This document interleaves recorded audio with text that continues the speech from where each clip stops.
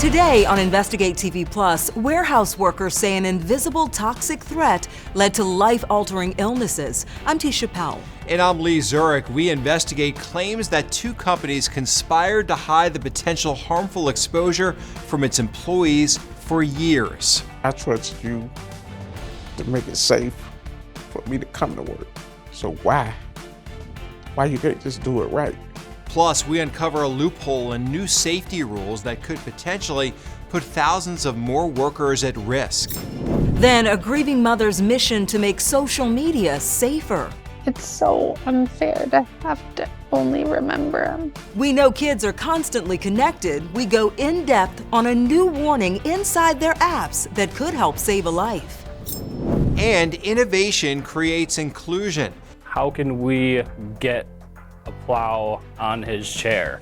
A young student inspires his school staff and classmates to plow through barriers. Plow, plow, plow. I'm really good at plowing. In-depth stories that inform and inspire. You're watching Investigate TV Plus. Thousands of Americans are at risk of exposure to a cancer-linked chemical, ethylene oxide, and the Environmental Protection Agency explains that risk is based on where you work or live. More than half of the country's medical equipment is sterilized with the compound. And when it evaporates off the surface of the products, it can create potentially dangerous concentrations of air pollution in the buildings where they are stored. Some people who work in those warehouses consider the colorless, odorless gas to be an invisible threat, as many have become sick or even died. In a joint investigation with Grist, reporter Andy Parati takes an in-depth look at claims that two Georgia companies knowingly exposed employees to the toxins for years. Muscle spasm.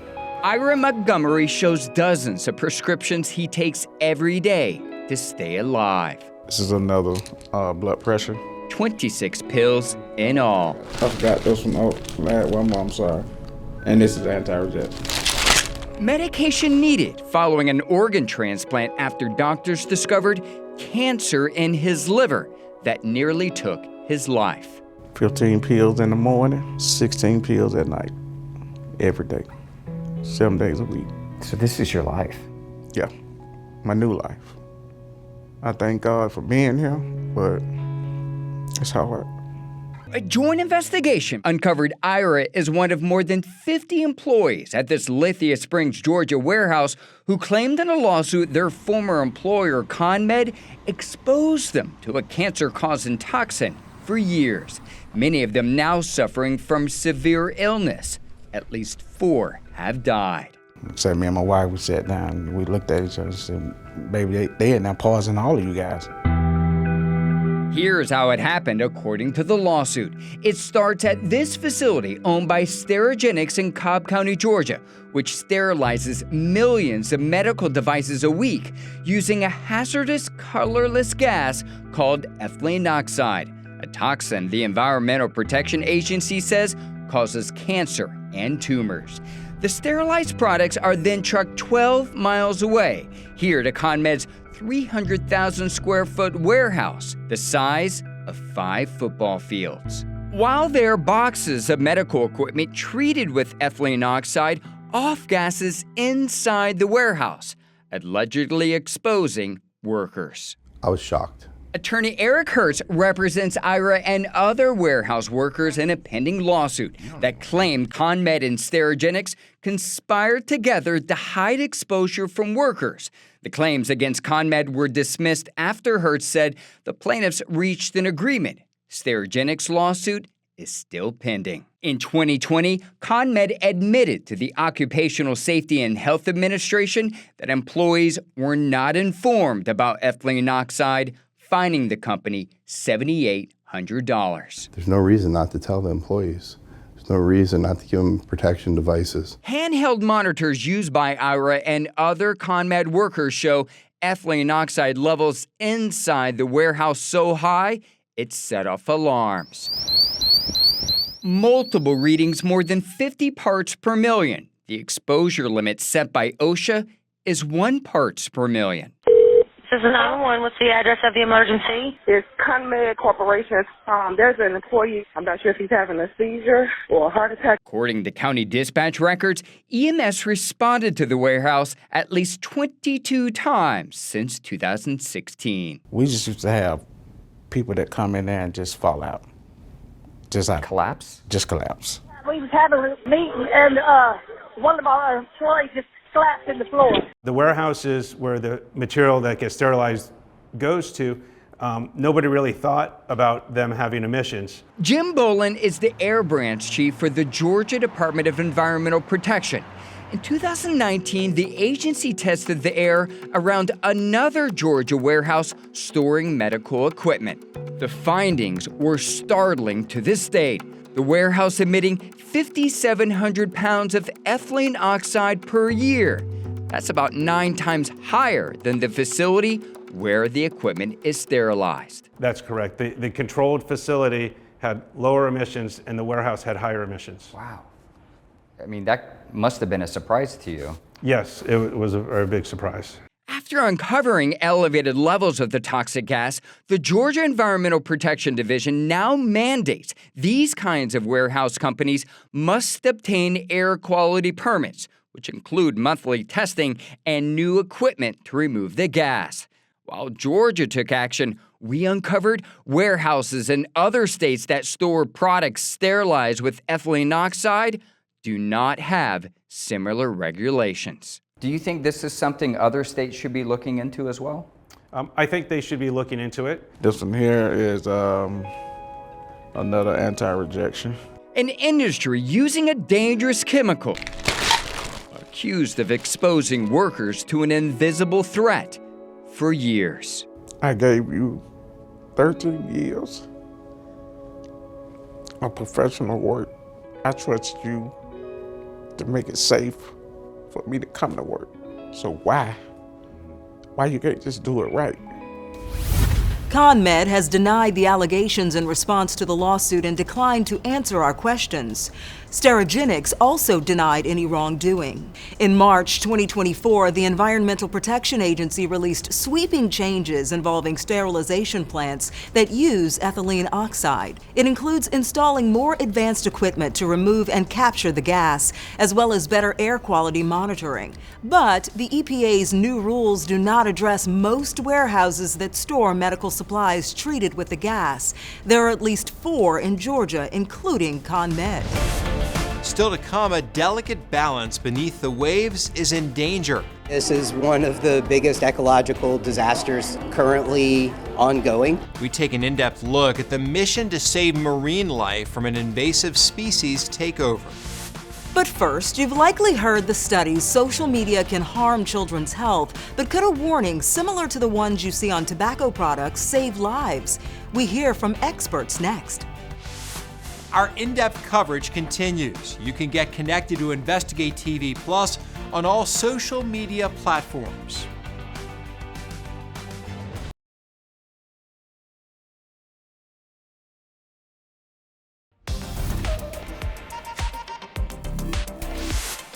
Social media connects people around the world. But studies find there can be negative effects on your kids, including anxiety and depression. There's also the risk of cyberbullying and financial sextortion. Safety advocates stress more needs to be done to warn children about online dangers. Reporter Peter Zampa is in upstate New York with a mother who's using her grief to help educate others. Mary Rohde welcomes us into her home. She shows us pictures of her son Riley, taking us down memory lane. People thought he was funny. He was a good athlete. He was happy. One day in March of 2021, everything changed. They send him a chest picture, asking him to return a genital picture. So he does, and immediately they begin extorting him for $3,500. He says, I don't have that much money. He says, leave me alone, I'll kill myself, and they don't stop. Then he shot himself in his bedroom at his dad's house and was found by his 10-year-old sister. Anonymous extortionists pretending to be a young girl threatened Riley, and the 15-year-old saw no way out. After losing her son, Mary made it her mission to crack down on social media dangers. She's pushing for bipartisan legislation, like the Kids Online Safety Act. It calls for social media safeguards for minors, transparency, and research on just how these platforms impact kids. But it's currently stalled in Congress. Mary also supports Surgeon General Vivek Murthy's recent call for warning labels on the platforms. It really is to alert the public that there is a danger to their health in using the product. Dr. Catherine Keyes is an epidemiologist at Columbia University. She says strongly worded, concise warning labels can be effective, but it's unclear just how that would look in practice. The research on social media impact is still evolving. There's no okay, if you're consuming over X amount of hours, now you're at risk for poor mental health. Regulating social media platforms is proving to be a difficult needle to thread. But bringing public health, government, and tech leaders together could prove essential in preventing future tragedies. I guess I'll always remember him as a 15-year-old. It's so unfair to have to only remember him. The warning labels would be similar to those mandatory on cigarette boxes, but critics argue it puts First Amendment rights in jeopardy. Meanwhile, Meta said in a statement, unlike tobacco, social media has benefits for young people, pointing to a 2023 Surgeon General's report that social media helps adolescents feel more connected and offers them a support system. Meta also says it supports legislation that would require parental approval for teens under 16 to download apps. And a reminder, if you or a loved one is in distress or has thoughts of suicide, there is a free 24/7 confidential hotline. Just call or text 988. Still ahead, an invasion off the East Coast, and the enemy is beautiful but deadly. If it's just left unchecked, I mean, we'll just have nothing but lionfish left on all of our reefs. We dive into the underwater war and hear from experts who say the best way to stop the invaders is with spears and forks. The best way to beat it is to eat it.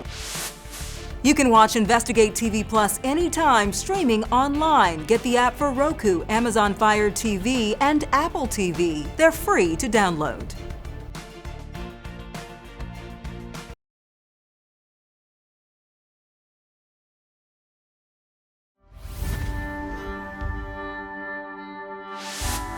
Similar to what feral hogs and Bradford pears can do on land, an invasive venomous species known as the lionfish is disrupting the food chain off the Carolina coast. With no predator to stop it, reporter Justin Kolar takes an in-depth look at how scuba divers have to apprehend this aquatic alien. 40 miles off the coast of Charleston. 90 feet down. The lionfish now call this wreck-turned-reef home. And these fish are terrible neighbors. If it's just left unchecked, I mean, we'll just have nothing but lionfish left on all of our reefs. And they're real pretty and all, but we need our native fish species here. Fueled by caffeine and enriched air nitrox.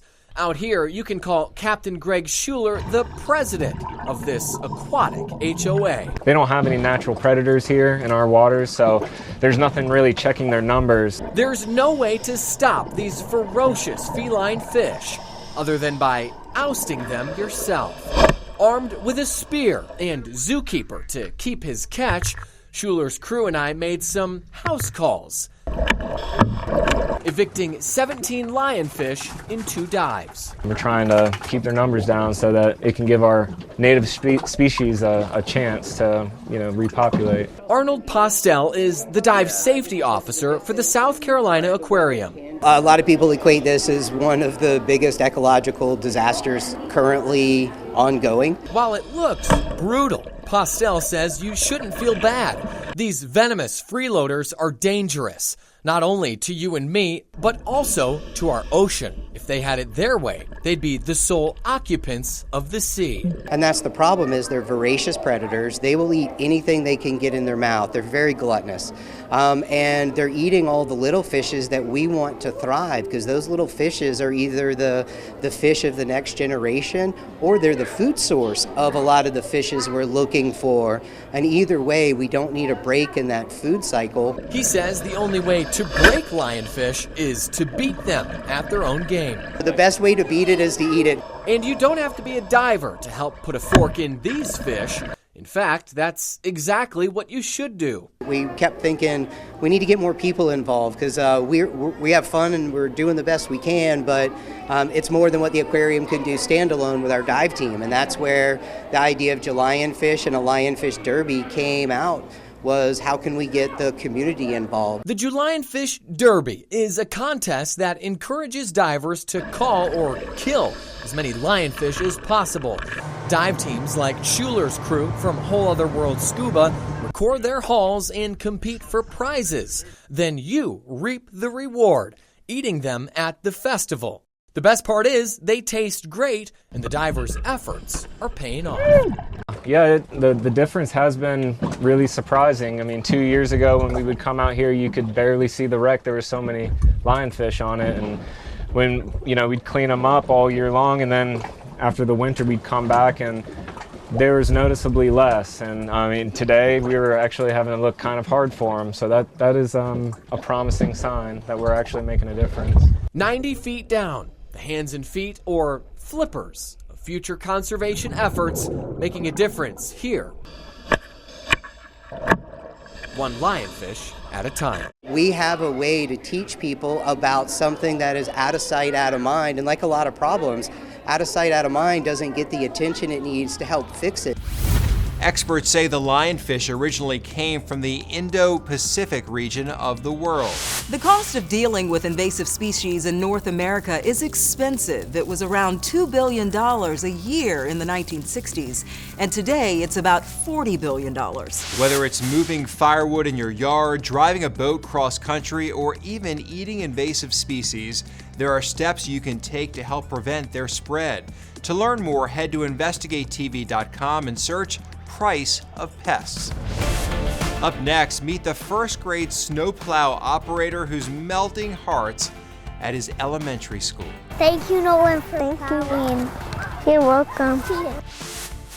You can watch Investigate TV Plus anytime online. Just subscribe to our YouTube channel at Investigate TV. You can catch stories and full episodes.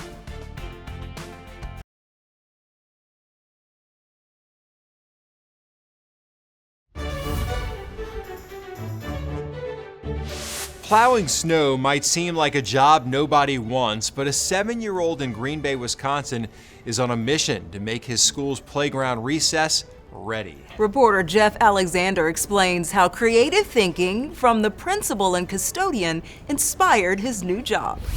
Like this. It wasn't easy, but Nolan Ferguson has waited patiently for weeks for a fresh snowfall. Finally, it happened, and Nolan is raring to go. Do I have to just follow you? Ahead of recess time, Nolan is heading outside, and after his principal, Tony Ebeling, fits his wheelchair with an important piece of equipment, Nolan takes off for the playground, which has a rubberized surface covered in snow. Plow, plow, plow. I'm really good at plowing. And it's pure joy for this little first grader who's already had to overcome so much in his life. Born healthy, Nolan came down with a cold at around 9 months. Within a few days, his body was going limp. Eventually, doctors diagnosed Nolan with transverse myelitis. In Nolan's case, the cold virus attacked his spinal cord and left it filled with lesions. When Nolan arrived at Bay Harbor Elementary as a kindergartner, Tony immediately noticed his bright smile, positive energy, and an eagerness to help out. I think sometimes kids are just born with certain abilities and certain traits, and Nolan just has that in him where he wants to do that. After his mom was able to purchase a motorized wheelchair, Nolan became fully mobile inside and outside the school. And knowing how fascinated he was with snowplows, Tony and Bay Harbor custodian Don Balk had an idea they knew they had to bring to life. How can we get a plow on his chair? Don, Tony, and the school's carpenter put their heads together and made Nolan's dream come true. And it just ended up working out perfect. It was just amazing to see him just do his part. He was moving snow and just intrinsically able to just go right down the right path, turn around. and come down the other side, like he's been doing that forever. It's such a blessing. Nolan's mom is beyond grateful, seeing her son moving snow for the first time. I love that the principal and everyone in the school district has been so accommodating and making him feel normal. When it comes to his snow plowing strategy, Nolan's is pretty simple. Seeing where all the snow is. He just wishes recess would last all day. So I can just plow all over. And as you can see by Nolan's group of followers, he's a hit. He is so sweet and kind and loves the girls and the girls love him. They're also very appreciative. Thank you, Nolan, for plowing. You're welcome. He is an inquisitive person. He asks questions that most adults don't ask me, just how things in the facilities works, HVAC, like what vents are for on the wall. He's just a super smart kid. He's awesome to work with. I love him. Who knows where he's going to be able to go, just because, again, his positive outlook on everything and his can-do look as well, just mix that together, and I think the options are endless. Well, what a great idea, and all the kids love it. They all got in on it. They're following him around there. He's good at it too. Yeah. He did some good work out there. Almost did the whole playground. I know, really impressive. Well, that's it for us on Investigate TV Plus. I'm T. Chappelle. And I'm Lee Zurich. Thanks for watching.